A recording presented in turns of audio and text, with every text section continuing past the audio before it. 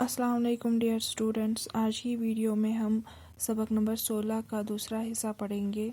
हमने यहाँ तक पढ़ा था कि उकाब एक पहाड़ की चोटी पर बैठता है और वहाँ से कुदरत के मनाजिर का लुत्फ़ लेता है और अल्लाह ताला से शुक्रिया अदा करता है कि उन्होंने उसे ऐसी ताकत बख्शी है ताकि वो ऊंची परवाज़ कर सके और वो ऊंची चोटी तक रसाई हासिल कर सकता है खुदा की मदद से।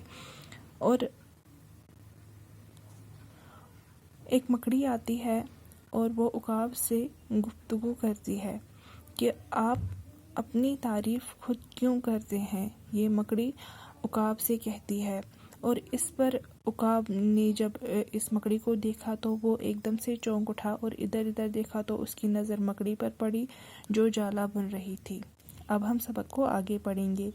उकाब ने पूछा, तू इस सर्ब फलक चोटी पर किस तरह पहुंची? वो परिंदे जो अपनी बुलंद परवाज़ी पर नाज करते हैं वो भी यहाँ तक पहुँचने का हौसला नहीं रखते।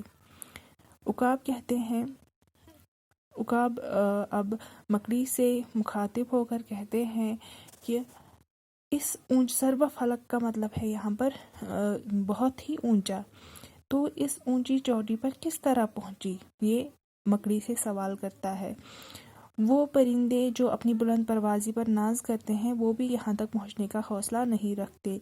यानी वो परिंदे जो हवा में परवाज़ करते हैं वो भी यहाँ तक पहुँचने का हौसला नहीं रखते। और आप यहाँ पर कैसे पहुँची? तू तो मकड़ी है, पर भी नहीं तेरे जो उड़ सके।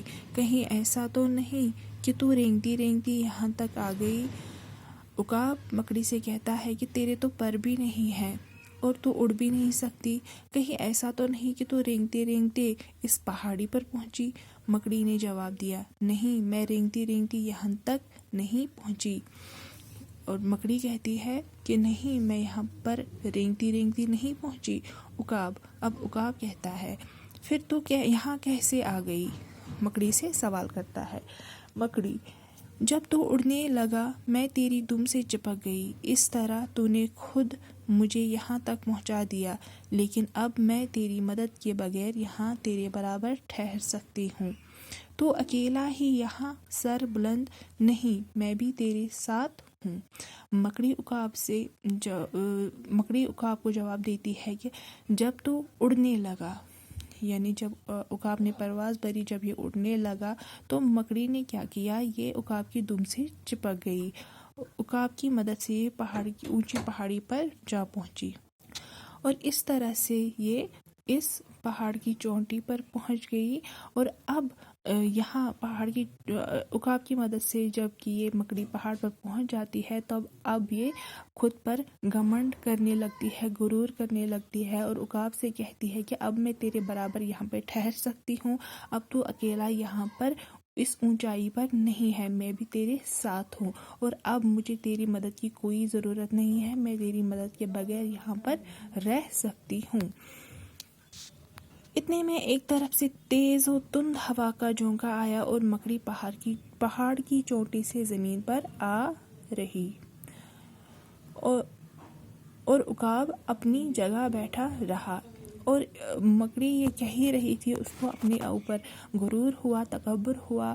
तो इतने में एक तेज़ हवा का झोंका आया और मकड़ी पहाड़ से गिर गई और ज़मीन पर आ गई और उकाब अपनी जगह पर बैठा रहा और वो अपनी जगह पर कायम रहा।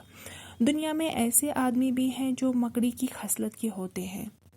अब मुसन्निफ कहता है कि दुनिया में ऐसे भी लोग होते हैं जिनकी आदत मकड़ी जैसी होती है और अपने किसी हुनर या अपनी किसी काबिलियत के बगैर किसी बड़ी शख्सियत से चिमटकर समाज में अपना मकाम पैदा कर लेते और सीना फुलाकर ऐसे चलते हैं गोया उन्होंने अपनी ज़ाती जौहर की वजह से ये मकाम हासिल किया है।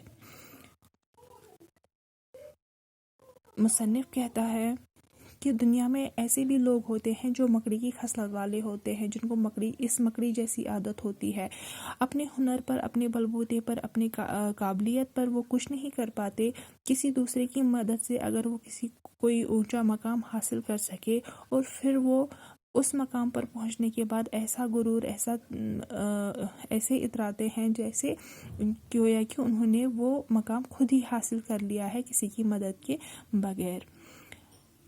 غرور ان کی عقل پر پردہ ڈال دیتا ہے اور وہ نہیں جانتے کہ جس طرح مکڑی ہوا کے ایک جھونکے کی تاب نہ لا سکی، وہ بھی دنیا کی آزمائشوں کے مقابلے میں اپنا مقام کھو سکتے ہیں۔